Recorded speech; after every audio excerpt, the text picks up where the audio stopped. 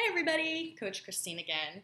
I wanted to make sure that I was kind of sticking to my every other day making of videos. So I'm thinking Monday, Wednesday, Friday will probably be the days that I do the videos for YouTube.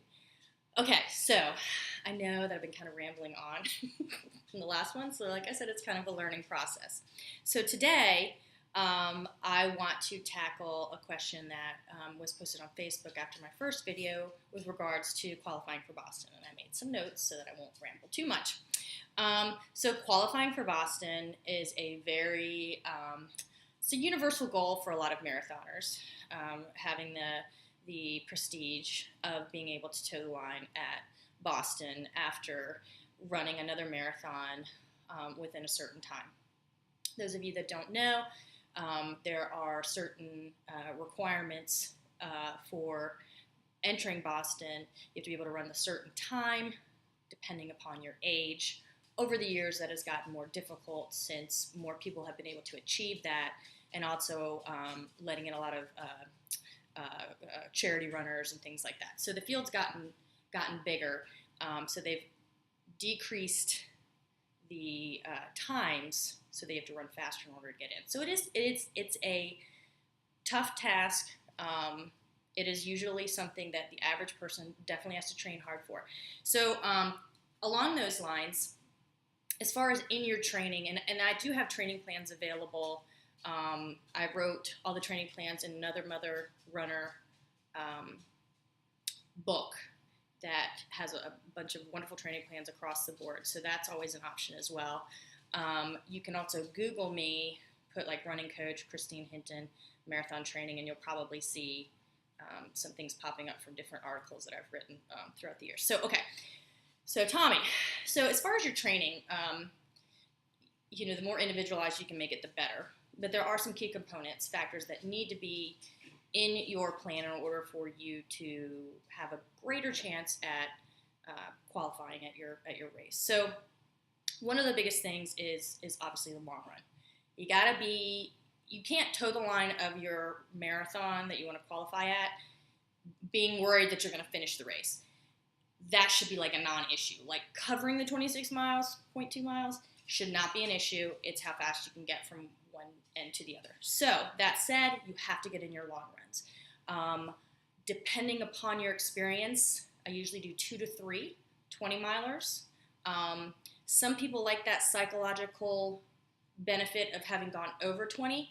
I don't think there's a whole lot of physiological benefit from it, but mentally, it can kind of, because there's that, the whole you hit 20 miles, you hit the wall type of thing.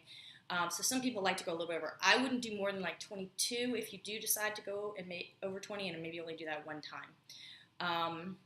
Your longest run, so your 20 or 21, 22 miler, should be no closer than 3 weeks out. You definitely need that time to recover, which is one of the reasons I'm not always crazy about people doing 25 miles or feel like they got to do 26 before they run the marathon, because the time that your body needs to recover from that effort kind of messes up the training afterwards. So, but long runs are of utmost importance. 2, race pace workouts. Whatever the time is that you need to hit, you figure out the minute per miles, and you have to teach your body to dial into that pace. So let's say, for example, it's 9:30 pace. There's different ways in your week where you can include that in. One is you just midweek have a run where maybe you go 7 miles and the middle 5 will be at your 9:30 race pace. One of the ways that I love to incorporate it, and also makes the long runs a little bit more exciting when you're out there for 3 or 4 hours running a 20 miler, is to take middle 5 or 6 miles and run those at marathon race pace.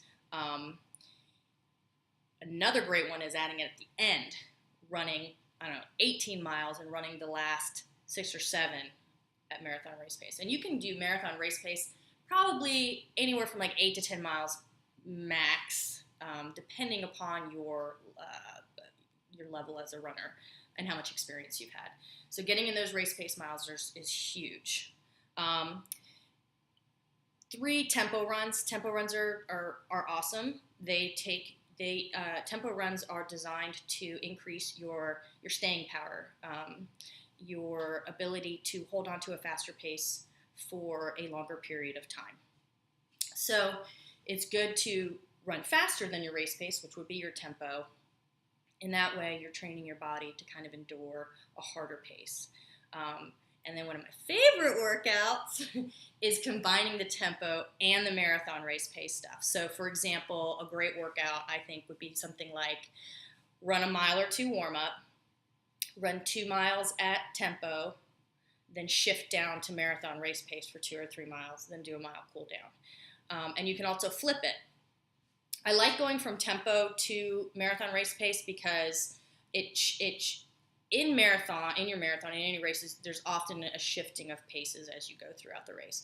So this is kind of teaching you how to shift from a faster pace down to a slower pace. But you can also do the opposite too, where maybe you start the run with a couple of miles at marathon race pace and you shift up to tempo. And you can even go back and forth a couple times with that. I think shifting paces, A, just creates a wonderful training effect, but B, it helps you dial into the marathon race pace and get to know that feeling of that race pace better. Okay, what else did I write down here? Okay, I said that. Oh, okay. So yeah, so adding the race pace in like to a long run, especially at the end of a long run, like I said, if you're doing 18 and you do the last 5 or 6 or 7 or 8 at race pace, you've already built up some fatigue on your legs, which is crucial because that's exactly what's going to be happening in the marathon. You're going to hit 20 and you're still going to have to maintain your average race pace. Then something kind of non-training related, but just as important if you're trying to qualify for Boston, is looking at the marathon that you're using that you want to qualify at. You want to make sure that the race is favorable for you. That can mean favorable as the type of course that it is. Obviously, you kind of want to stay away from, like, you wouldn't run Big Sur, with giant mountains to try to qualify for Boston. You're going to pick something like maybe like a wine glass. It's kind of got like a net downhill. Time of year is often important. Fall marathoning is coming up now. Typically, people that are training for Boston or hopes of qualifying for Boston will run a fall marathon and then train for the April Boston. So you want to pick one that's at a good time of the year for you. Look on past days and see what the temperature's been like. How many people are there? I personally like to try to qualify at races that are smaller, more local. How much support is there? Are there aid stations enough so that maybe you don't have to carry something huge? All kinds of considerations need to be taken into making sure that the marathon that you choose puts you personally at the best opportunity to run your best and qualify for Boston. And then, another thing that just popped into my mind, and someone's probably going to be yelling at me because I'm not going to remember the name of it. There's a website, I think it's called My Pace Band. MyPaceBand.com offers you specific mile splits based on what your goal is and how you want to run the race.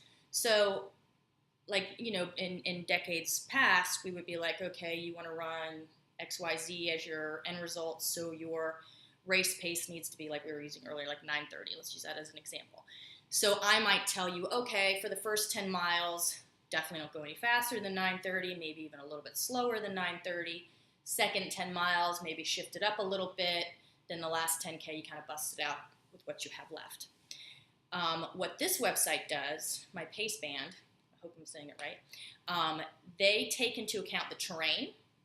They take into account whether you want to do a conservative start, negative splitting, or if you want to run an even paced or an even effort. I usually encourage my clients to choose either conservative start or an even effort type of splits that they'll give you. That, I think, is a great resource because then you can see, they'll take into account any hills and all that kind of stuff that will naturally slow you down, so you won't feel frustrated if you're aiming for 9:30s and you're climbing a hill and you're seeing 9:45, because they would tell you, hey, there's a hill, don't worry about it. Okay, so those are my big tips. I'm trying to not make this go on to be 20 minutes like some of my other ones are. So those are my tips, and I'm getting ready to go out with my girlfriend, Jen, actually 2 girlfriends, my friend Jen and Layla. They're also both single women, and we're actually trying to create some little fun videos. Layla used to be a stand-up comedian. She's hilarious.